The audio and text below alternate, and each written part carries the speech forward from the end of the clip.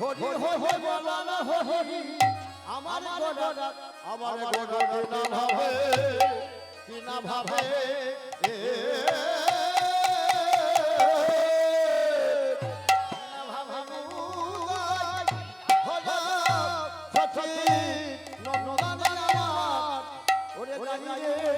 আমার গোড়ারে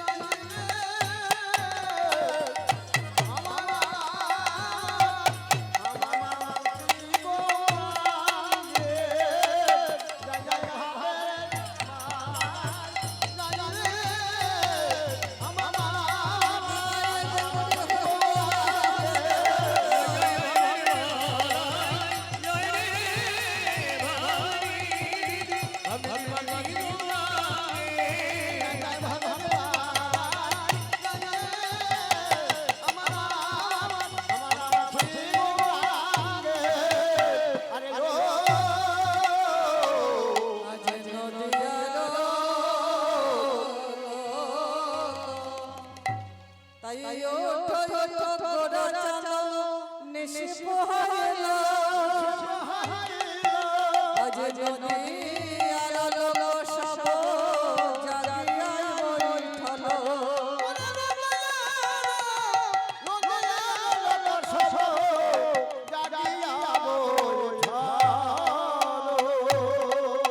তাই বলি হে কৃষ্ণ তুমি আগেবার জেগে ওঠো তাই ওঠো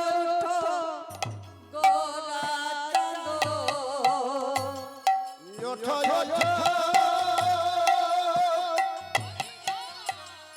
গোরা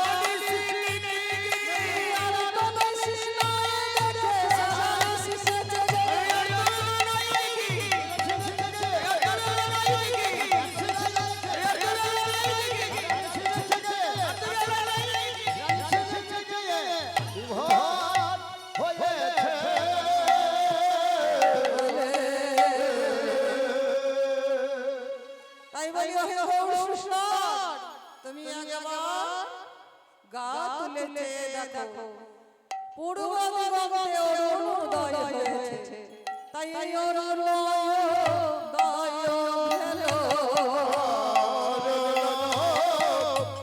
হলো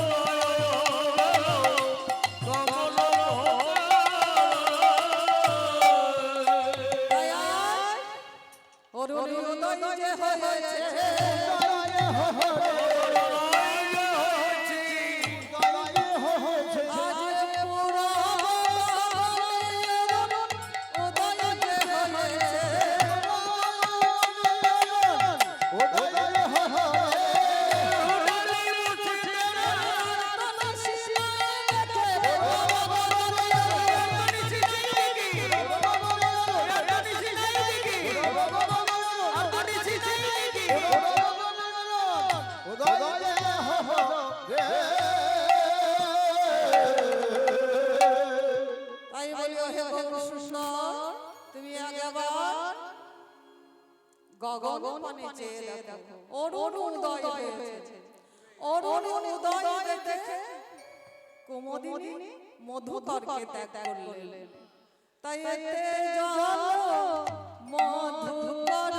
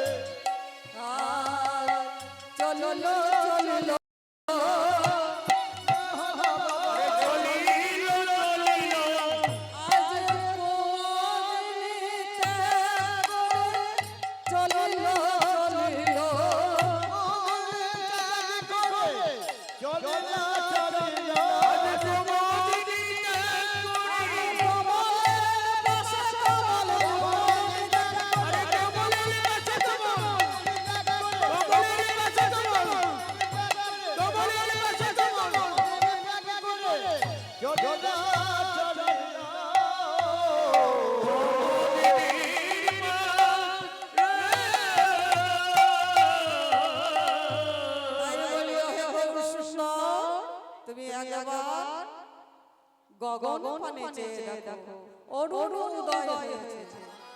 অরুণ উদয় দেখে কুমুদিনী মধুকরকে ত্যাগ করলেন।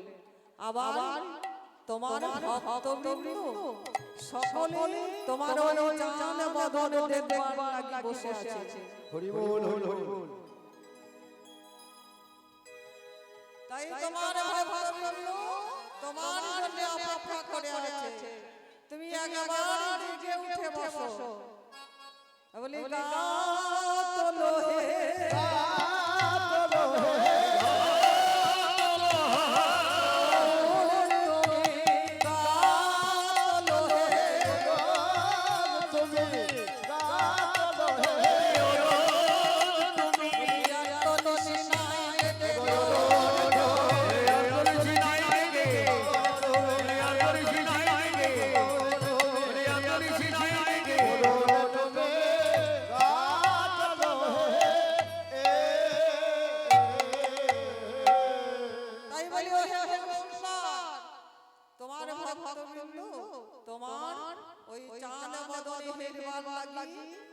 সকলে বসে আছে। তুমি একবার গালে চেয়ে দেখো। আবার বৃন্দাবনে পক্ষীকুল তারা কি করছে জানো গো? আজ ময়ূরার ও নীরা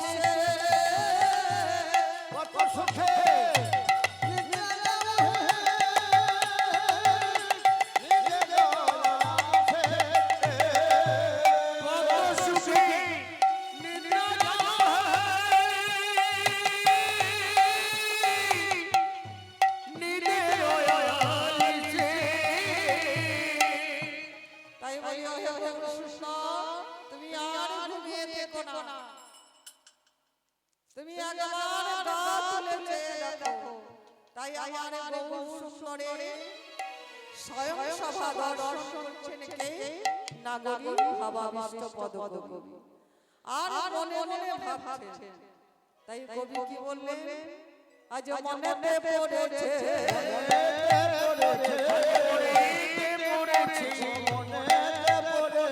আজ নিকুঞ্জ বিলাসের শয়ন মনেতে মনে পড়েছে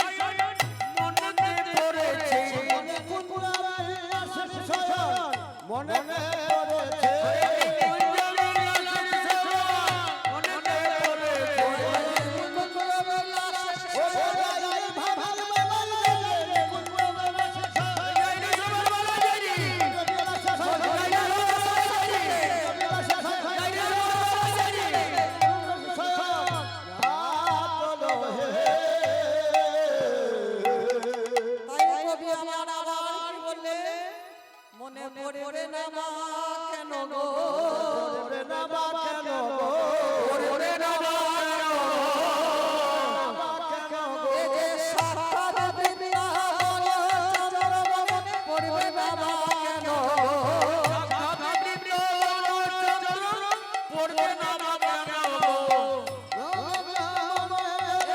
নদিয়া বিহারী হরি রাধা বাবা কালী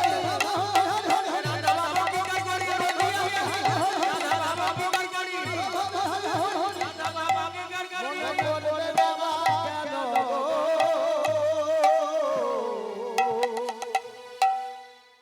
তাই সেই বৃন্দাবনের রসদার যে আমাদের নদিয়ার চাঁদ গৌরী হরি, তার কি কোনো প্রমাণ আছে গো? হ্যাঁ আছে। চৈতন্য চরিতামৃতে কবিরাজ গোস্বামী পদের বর্ণনা করে বললেন, ওরে রাধা কৃষ্ণ এক আত্মা, দুই দেহে ধরি, অনান্য বিলাসে রাস আস্বাদন করে,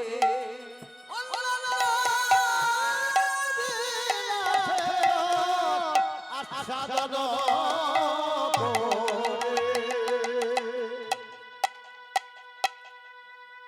তাই আমার গৌর সেই বৃন্দাবনে রসরাজ গোবিন্দ তারে প্রমাণ চৈতন্য চরিতামৃতে দিলেন। কেননা যারা বৃন্দাবনে ছিলেন তারাই এসেছেন এই নবদ্বীপে। কে কে এসেছেন? ললিতা সরোর গোস্বামী, বিশাখা রায় রামানন্দ, সুবল শাখা গৌরী দাস পণ্ডিত, আর শ্রীমতী রাধা রানীর শক্তি গদাধর পণ্ডিত। আর যাকে আমরা গৌর গৌর বলছি তিনি কে গো? তিনি হচ্ছেন সেই ব্রজের বাঁকা। তাই এসেছে ব্রজের বাঁকা কালো সখা দেখিয়া, এসেছেন সোনার নদিয়া, এসেছে বদর বাঁকা, এসেছে বদর বাঁকা, কালো শাখা গজরিয়ায়, তোদের সোনার নদিয়ায়। এসেছে নদীর বাবা, এসেছে নদীর বাবা, শাখা থেকে গিয়ায়, এসেছে সোনার নদিয়া। এসেছে বদর বাঁকা, বদর বাঁকা, কালো শাখা গজরিয়ায়, তোদের সোনার নদিয়ায়। ও তারে কালো বরণা আমার রায় নদিয়া ভেটা, ও তার কালো বদর রাধা রানী,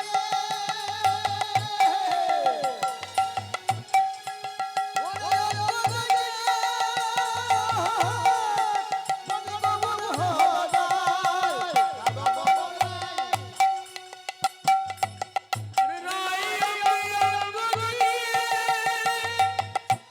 অবধারাই, তাই সেই ব্রজের বাঁকা নদিয়ায় এসেছেন আমার রাধা রানী অঙ্গে অঙ্গ দিয়ে নিজেরই অঙ্গ করেছেন, কিন্তু রাধা রানীটাকে গদাধর পণ্ডিত। আর কেন এসেছে? আমার রাধা প্রেমে ঋণী হয়েছে, তার হাতের বাঁশি নিয়ে বিদায় দিয়েছে। ওরে রাধা রানী ঋণী হয়েছে, তার হাহার বাঁশি কেড়ে নিয়ে, হাহার বাঁশি কেড়ে নিয়ে হয়েছে। রাধা প্রেমে ঋণী হয়েছে, ও তার হাতের বাঁশি কেড়ে নিয়ে বিদায় দিয়েছে। ঋণী হয়েছে, এই বাঁশি নাইরা সাজবে গেছে, বাঁশি নাইয়ার সাজবে গেছে, বাঁশি নাইরা সাজবে গেছে, রে বাঁশি নাইয়ার সাজবে গেছে। বদনে নাম দিয়েছে, ঋণী হয়েছে।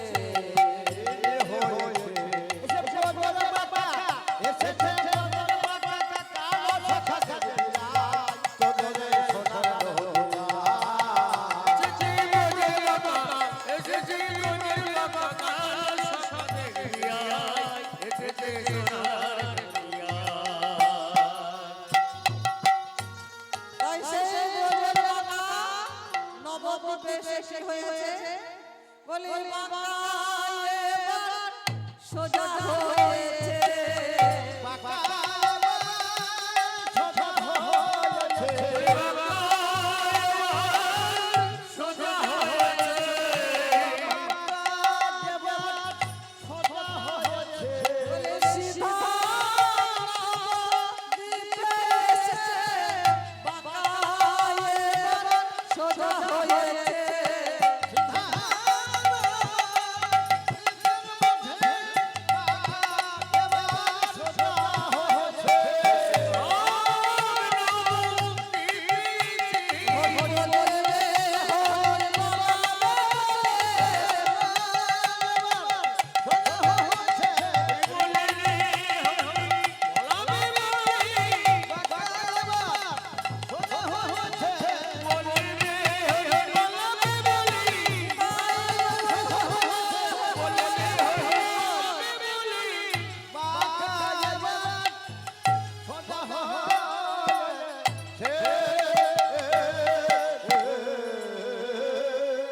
তাই ব্রজের নন্দনী সচিত হইলেন, বলরাম হইলেন তাই পাপে তাপি যত ছিল, হরি নামে উদ্ধার হলো, তার সাথে জগায়ার মাথায়।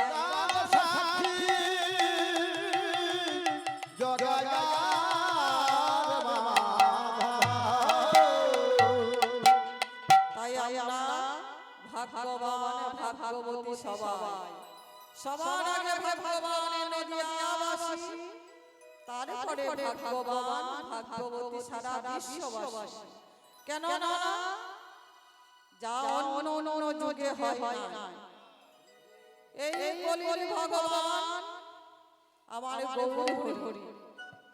তাই এই কলিযুগে দাঁড়িয়ে দাঁড়িয়ে কলিযুগের কণ্ঠ ধরে সেধেছে যে নাম বিতরণ করলো, কিন্তু অন্য অন্য যুগে ছিল না। সত্য যুগে ভগবানের কৃপা লাভ করতে হলে কি করতে হতো গো? ধ্যান করতে হতো। তেতাই যজ্ঞ, তারপরে পরিচর্যা অর্থাৎ পূজা অর্চনা।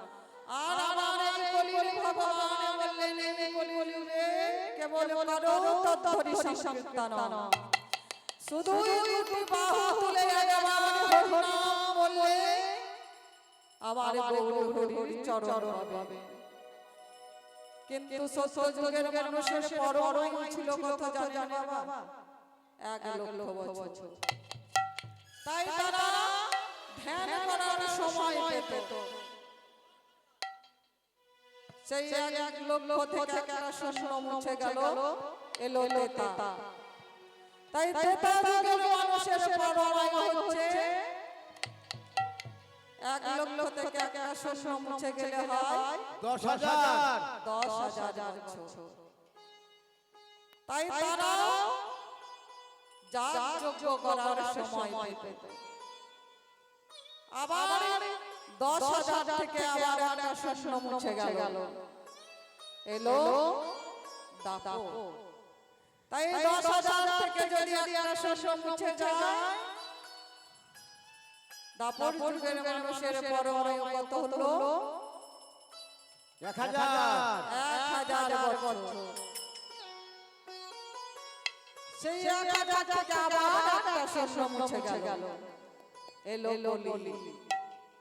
তাই আমাদের এই কলি জীবে পরমায়ু হচ্ছে 100 বছর, কিন্তু আমরা সেটা কেউ পাই কেউ পাই না। আমাদের 50 বছর পরে বৃদ্ধকাল এসে যায়। তাই এইটুকু পরমায়ু নিয়ে আমরা কখনো বাবাকে ডাকবো আর কখনো মায়ের সেবা করব। তাই আমার কলির ভগবান বললেন, হে কলি হতজি, তোমাদের ধ্যান যোগ পূজা অর্চনা কিছুই করতে হবে না। তোমরা শুধু একবার দুটি বাহু তুলে আমার কণ্ঠে কণ্ঠ মিলিয়ে বলো, বলে কৃষ্ণ কেশব কৃষ্ণ কেশব মধু মাখা এই নাম হরি নাম, সোধা মাখা এই নাম। কৃষ্ণ কেশব কৃষ্ণ কেশব সুধা মাখা নাম হরি নাম, মধু মাখা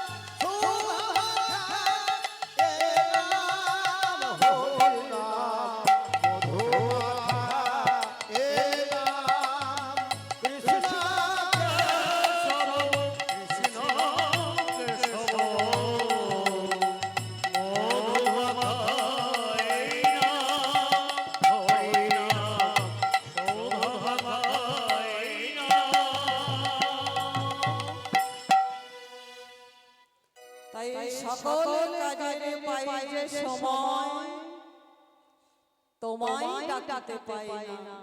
সকল কাজের সময় হয়, তাতে ডাকার সময় হয় না।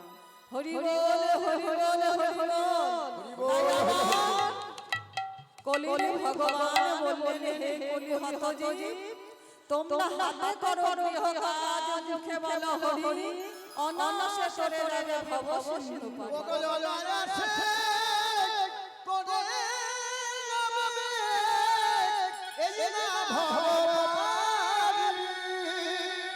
তাই করো করি কহে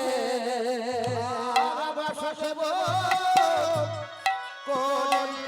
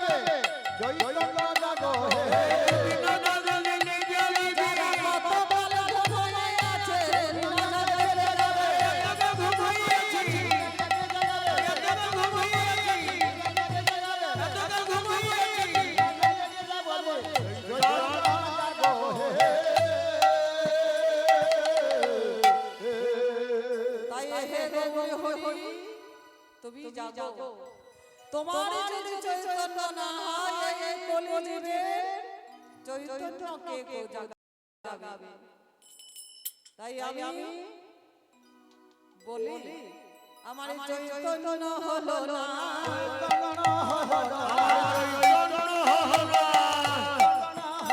ওই চৈতন্য দাসে পাবে চৈতন্য হলো না। চৈতন্য হলো না।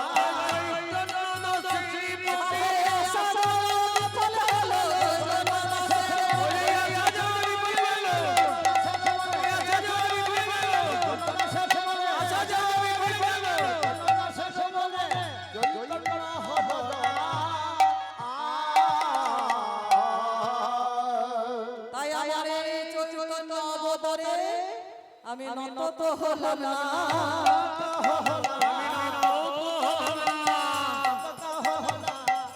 এই চৈতন্য দাসে পদে নত হলো না।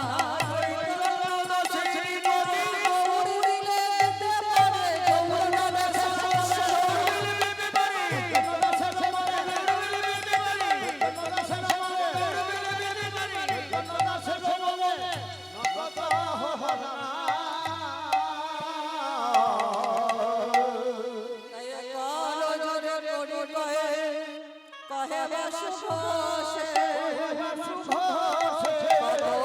নিদ্রা যাও হে গৌর নিদের আলেশে।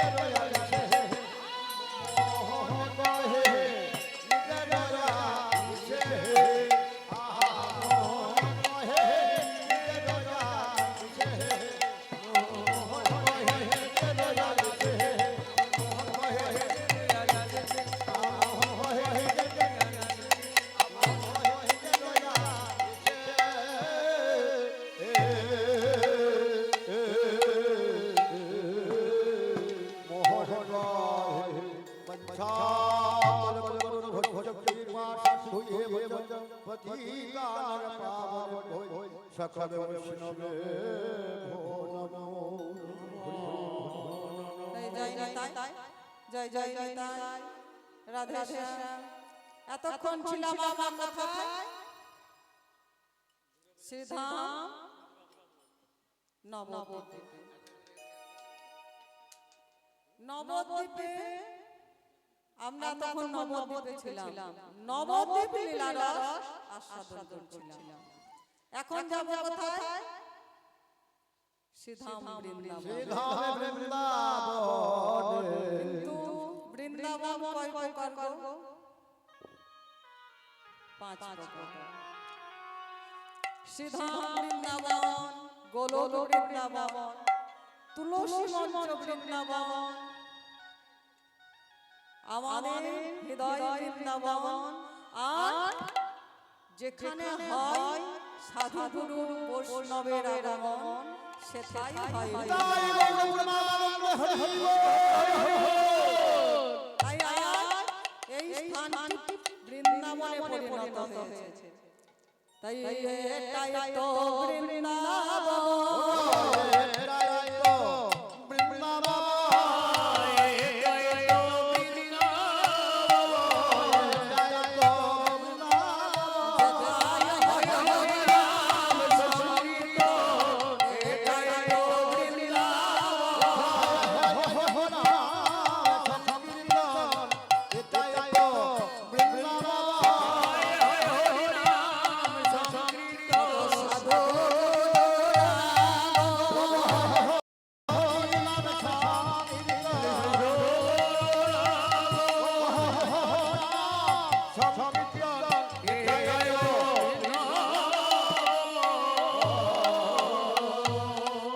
তাই আমরা এখন সেই গোলক বৃন্দাবনে। তো মায়েরা আপনারা যাবেন না? আমার সঙ্গে যাবেন তো? কই হাত তুলুন, কে কে যাবে?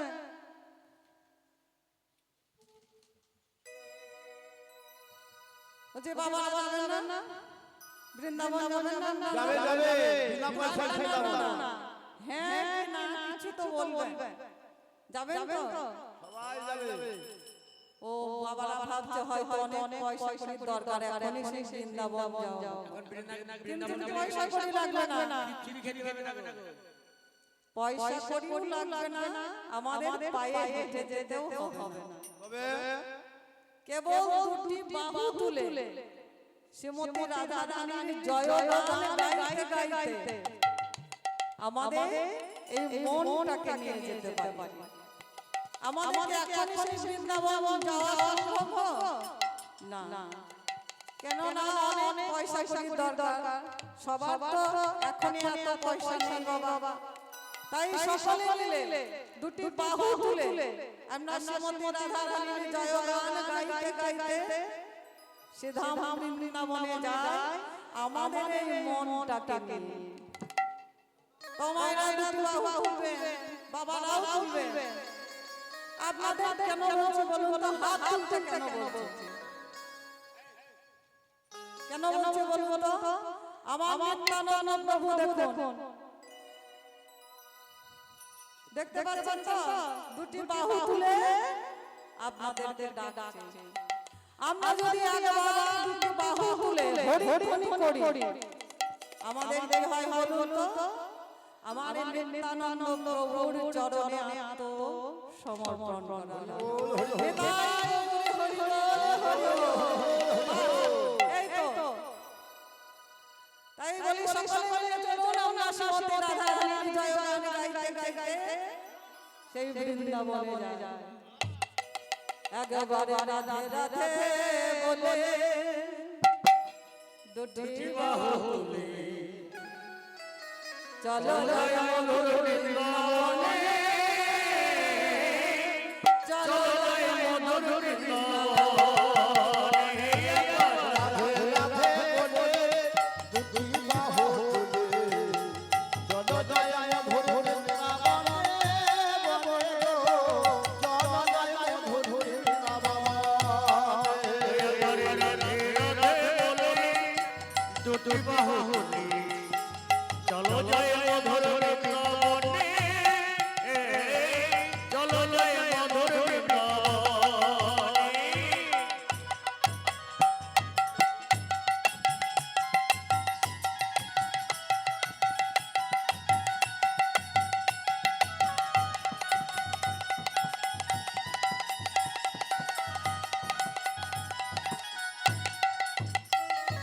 রাধে রাধে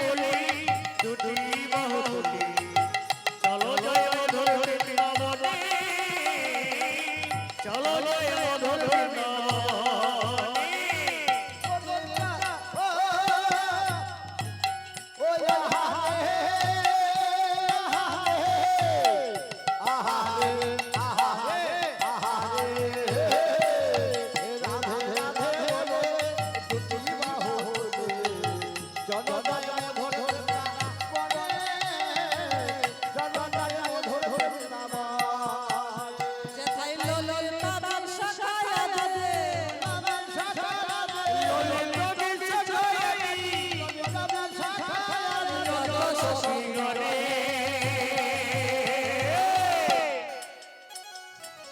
যমুনার ধারে ধারে কমলের বনে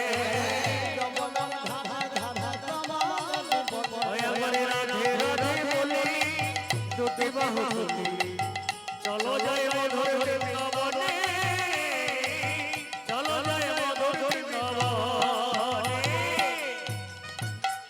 যেথায় সুজন সুজন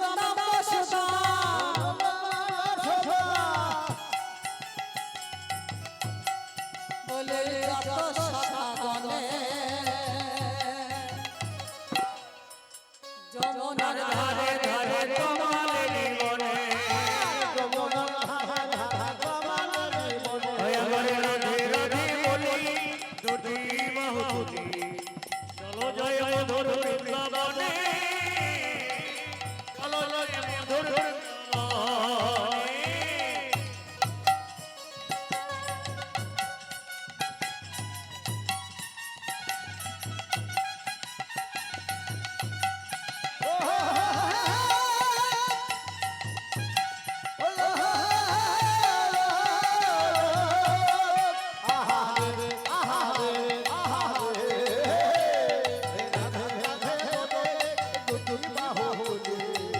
চলো যাই মধুর বৃন্দাবনে চলো যাই মধুর বৃন্দাবনে তাই আমরা বৃন্দাবন পৌঁছে গেলাম মায়েরা উড়া উঠানি ধরে চলে গো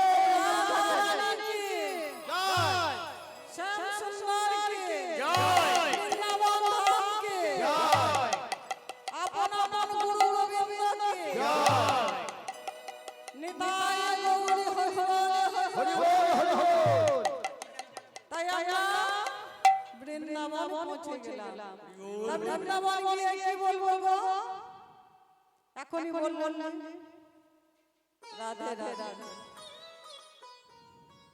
তাই এই বৃন্দাবনে পথে পথে গাইব বৃন্দাবনে পথে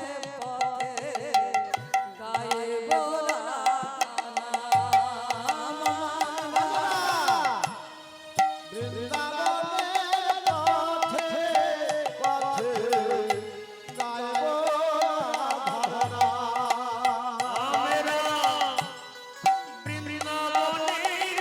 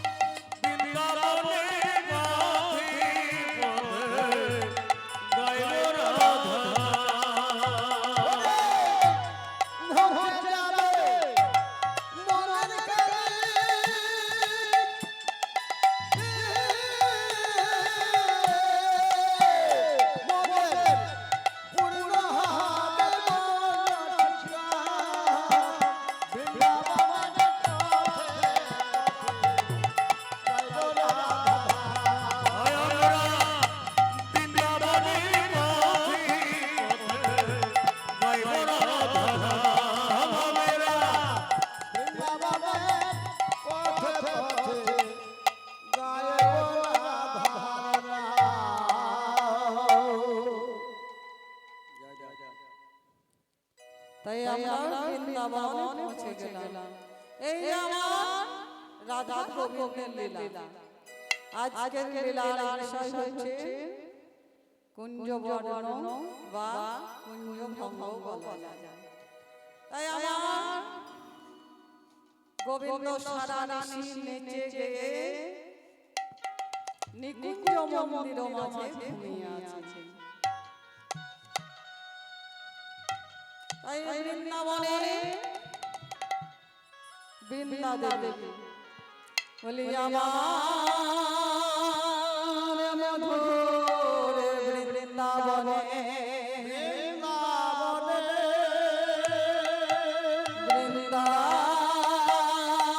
বৃন্দাবনের পক্ষীকুলকে আদেশ করে বললেন, হে কোকিলে কোকিলা, হে ভ্রমর ভ্রমরি, তোমরা নিজ নিজ স্থানে বসে রাধা গোবিন্দের জয়গান করো।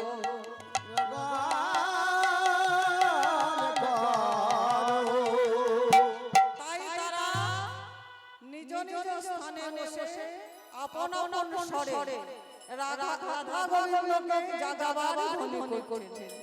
এদিকে পূর্ব দিগন্তে অরুণ উদয় হয়েছে। উদয় হয়েছে দেখে মঞ্জরি ভাবাবিষ্ট পদকবি আমার লীলার বর্ণনা করলেন। আমার রাধা শ্যাম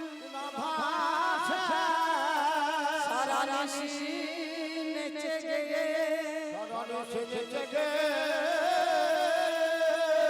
কুঞ্জ মন্দির মাঝে ঘুমিয়ে আছে।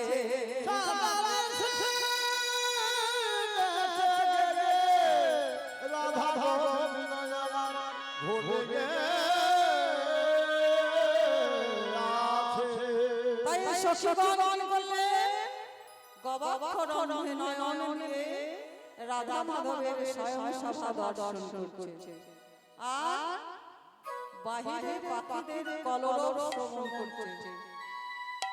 আর বৃন্দাবনের পক্ষীকুলকে আদেশ করে বললেন, হে কোকিল কোকিলা, তোরা রাধা মাধবকে জাগিয়ে তোল। তাই তারা রাগাবার লাগি ধ্বনি করছেন।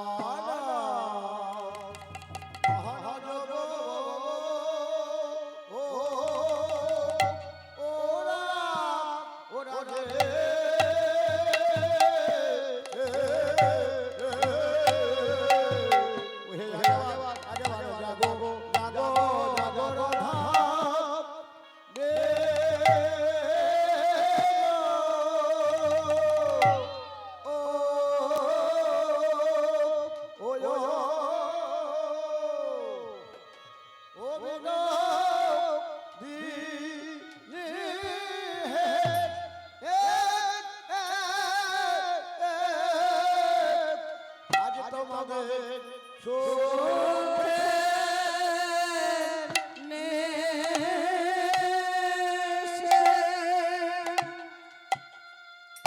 সুখের নেশে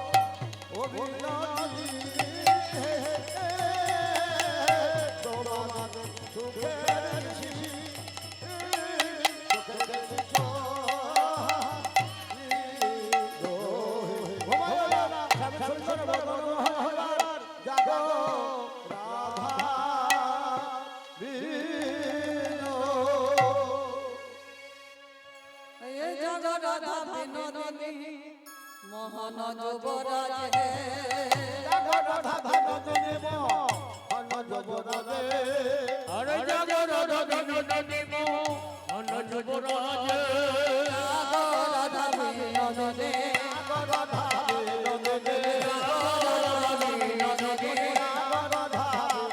তোমার শেষের রেশে পোহাইলো রাধা ভাননে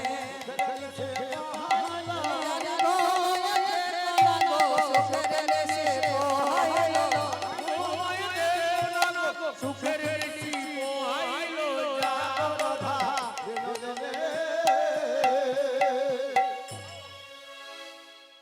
তখন বৃন্দাবনের পক্ষী ফুল রাধা গোবিন্দকে জাগাবার লাগি ধ্বনি করছেন, এদিকে পূর্ব দিগন্তে অরুণোদয় হয়েছে। তাই অরুণ উদয় দেখে মঞ্জুরি ভাবাবিষ্ট পদকবি আমার অরুণকে তিরস্কার করে বলছে, অরুণ তুই কেন উদয় হলি রে? তোর বিবেক নেই। তাই বলি অকরুণ পুন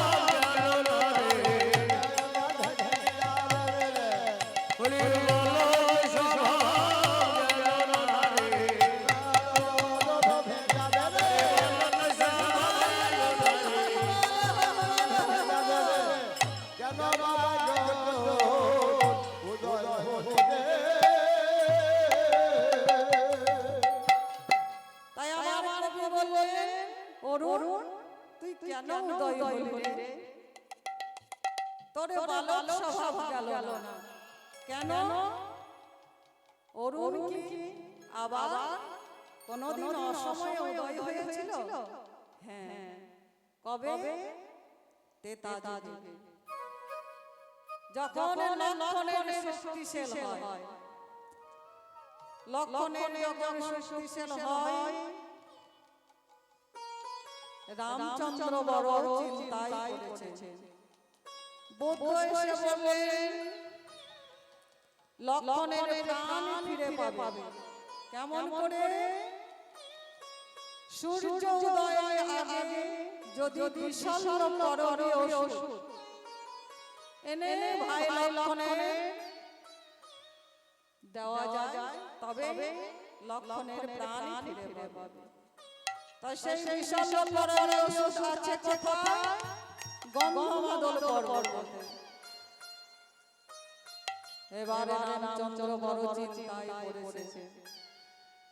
এমন সময় হনুমান এসে বলে, প্রভু এত চিন্তিত কেন?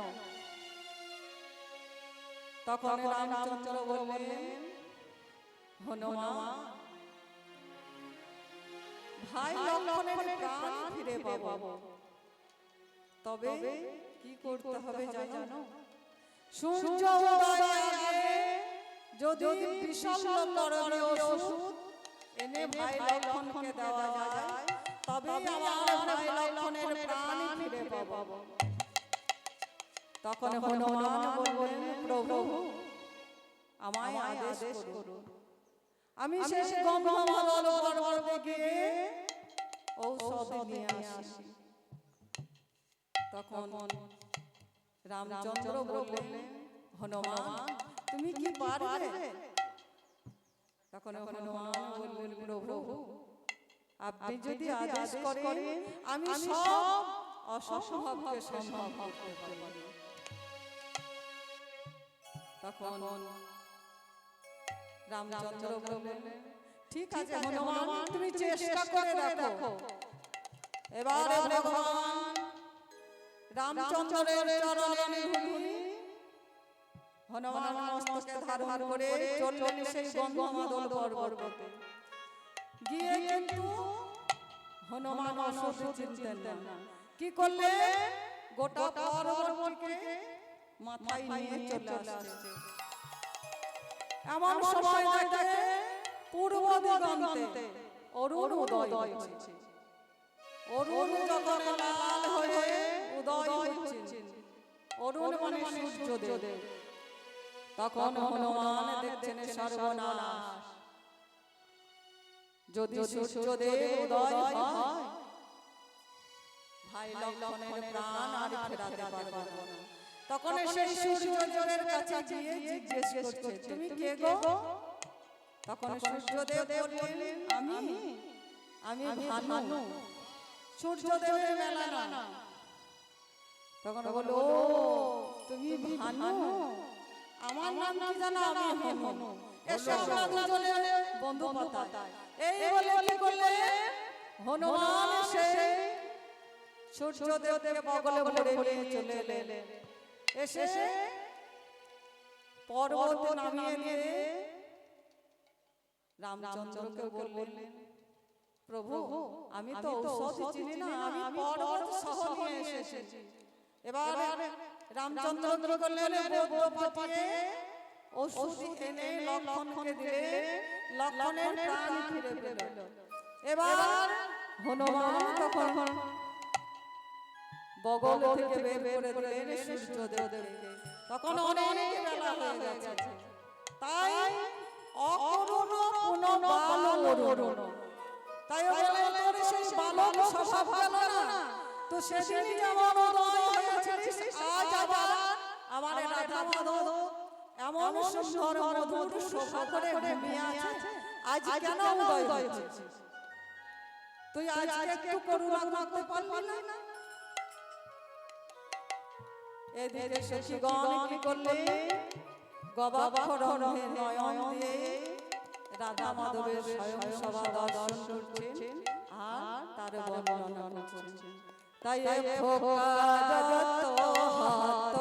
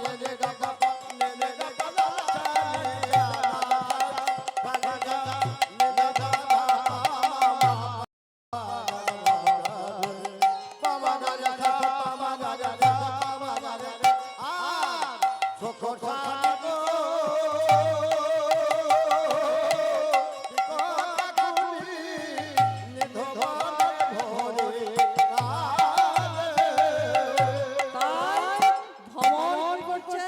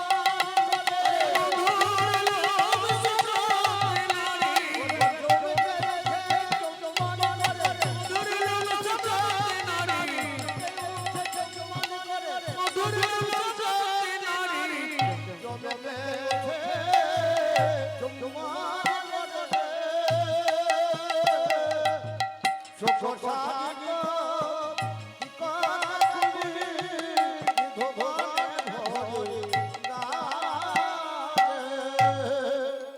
তাই সখীগণ অরুণকে তিরস্কার করে বললেন, অরুণ তুই কেন উদয় হলি রে? ওই দেখ তুই উদয় হলি বলে আমার রাধা মাধবের মধুর মিলন এখন ভেঙে যাবে। আবার ভালো করে দেখ তুই উদয় হলি বলে কুমুদিনী মধুকরকে ত্যাগ করলেন, আর ভ্রমর কি করছে? চমকে উঠে চুম্বন করছে।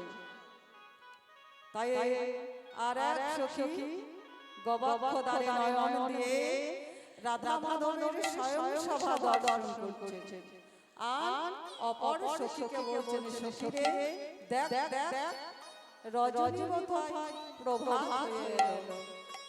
তাই জানি সজনে রজনী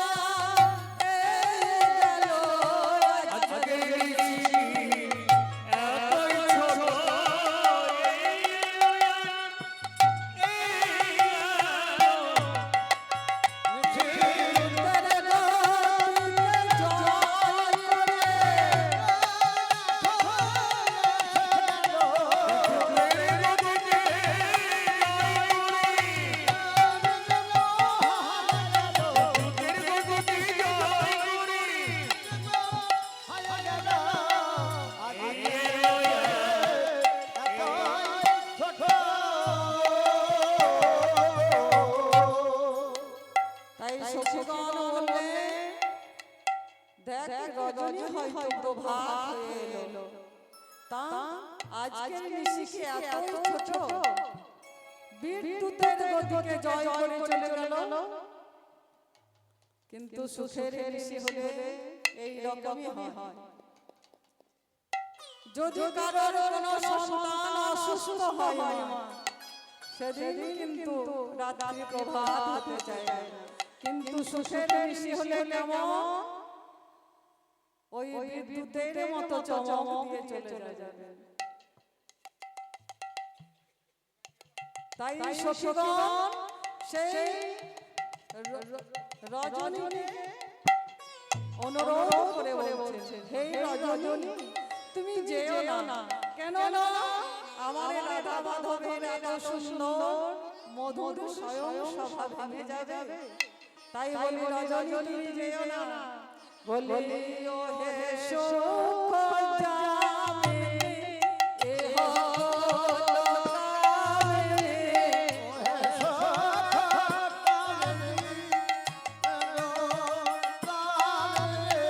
ও হে সুখ জামিনী ইহো কামিনী, দুঃখিনী করিয়া কোথায় যাও সুখ জামিনী।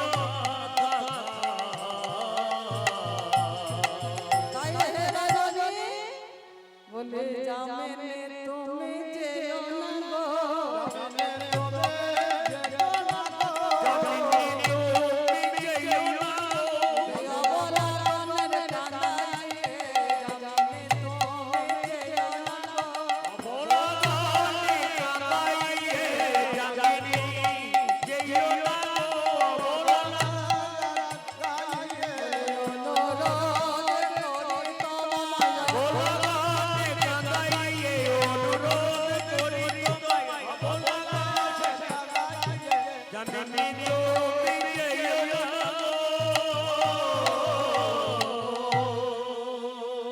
তাই সখীগণ আমার রাধা মাধবের স্বয়ং সভা দর্শন করছে আর এক সখী অপর সখীকে বললেন দেখ দেখ আমার রাধা মাধব কেমন ভাবে ঘুমিয়ে আছে কেমন ভাবে ঘুমিয়ে আছে জানিস ওরে খোকারত হত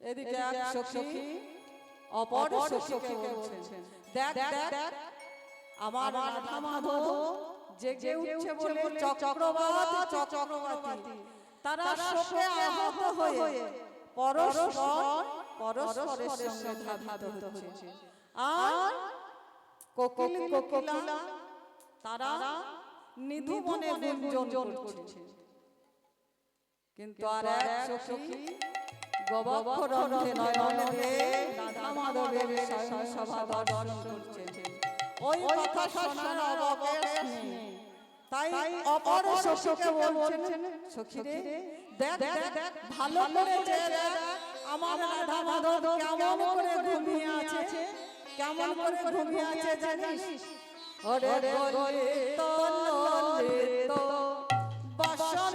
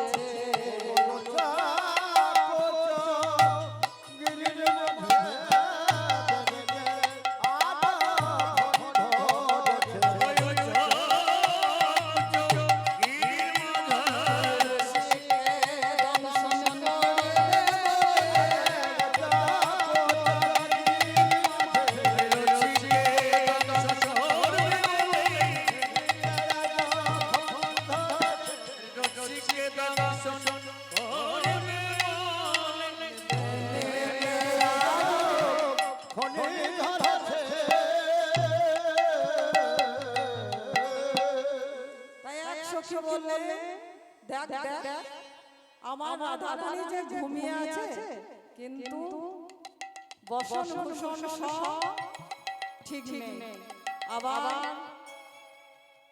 রাধা রানী মাথার বেনি ফনার মতো পড়ে আছে রাধা রানীর বক্ষের উপরে কেন ওই শ্যামনাগকে দংশন করবে বলে তখন আর এক সখী এসে বললেন কেন রে রাধা রানী অমন করে ঘুমিয়ে আছে, আজকে কেউ রাধা রানীকে বালিশ দেয় না। তখন আর এক সখী বললেন, বালিশ আবার দেবে না, বালিশ নিশ্চয় দিয়েছে। আমার কি মনে হয় জানিস, বালিশ আপনা সরে গেছে। কেন না, বালিশ তো আর শ্রীমতী রাধা রানীকে সুখ দিতে পারবে না, সেই বলে। তখন অপর সখী বললেন, বালিশ আবার আপনা সরে যায় নাকি? আমার কি মনে হয়, শোন, গোবিন্দ নিজে সরিয়ে দিয়ে নিজে বলে ভোজ বালিশ পেতে দিয়েছে,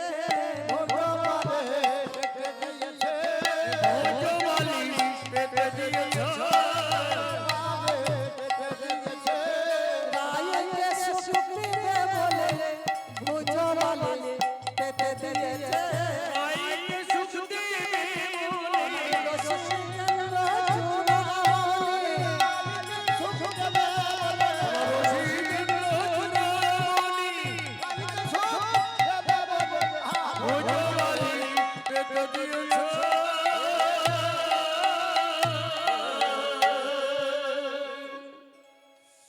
তখন এক সখী বললেন, হারে আমার রাধা শ্যাম যে নিকুঞ্জ মন্দিরে অমন করে জড়াজড়ি করে ঘুমিয়ে আছে, আজকে কি নিকুঞ্জ মন্দিরে মদন আসে না, বাণ নিক্ষেপ করে না? তখন এক সখী বললেন, মদন এসেছিল, বাণও নিক্ষেপ করেছে। তখন অমর সখী বললেন, বাণ যদি নিক্ষেপ করেছে, অমন করে জড়াজড়ি করে কেন ঘুমিয়ে আছে? তখন অমর সখী বললেন, শোন কেন ঘুমিয়ে আছে। বললে, টোটল কিয়ে ফুল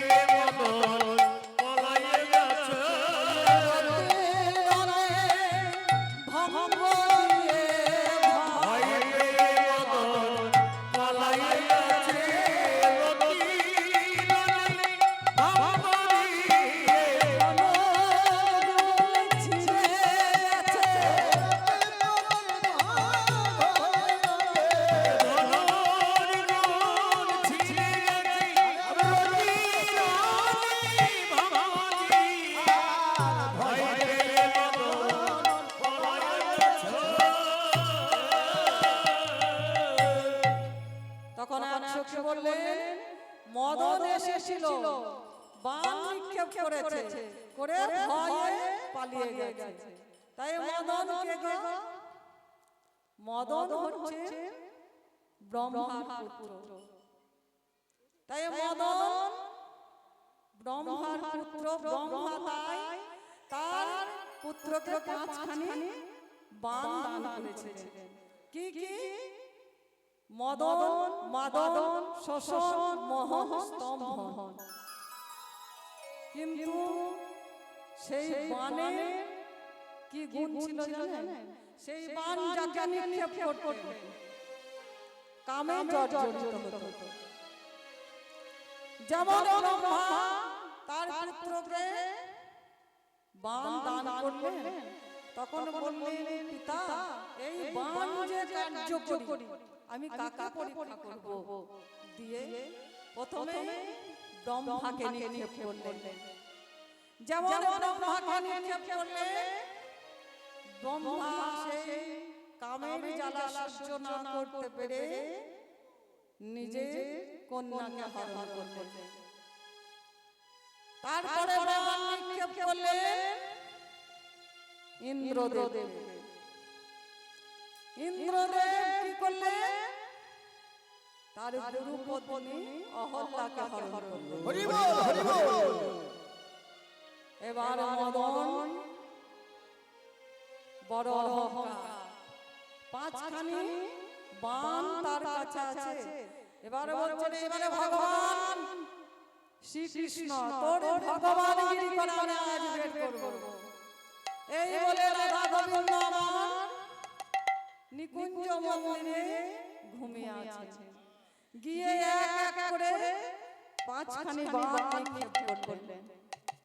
সেই বাণ, প্রথম বাণ গোবিন্দের মাথায় চূড়া হয়ে পড়লেন। দ্বিতীয় বাণ নিক্ষেপ করলেন, গলায় মালা হয়ে গেল। তৃতীয়, চতুর্থ, পঞ্চম বাণ যেমন নিক্ষেপ করেছে গোবিন্দের চরণে ফুল হয়ে গেল। কিন্তু সেই মদনের বাণে একটা কাজ ছিল কি, তার কার্যকরী শেষ হলে আবার ফিরে আসতেন। তখন মদন দেখে এক এক করে আমি 5খানি বাণ নিক্ষেপ করলাম, তারা কেন ফিরে এলো না? তখন দরজার ফাঁক দিয়ে দেখে কেউ মাথার চূড়া, কেউ গলার মালা, কেউ চরণে ফুল হয়ে গিয়ে পড়লেন। তখন মদন ভয়ে পালিয়ে যাচ্ছেন। তখন ললিতা খপ করে ধরে বলছে, মদন তুমি পালাচ্ছ কোথায়? তখন দুটি করজোড়ে বলছেন, ললিতা আমি এই বৃন্দাবনে আর আসব না।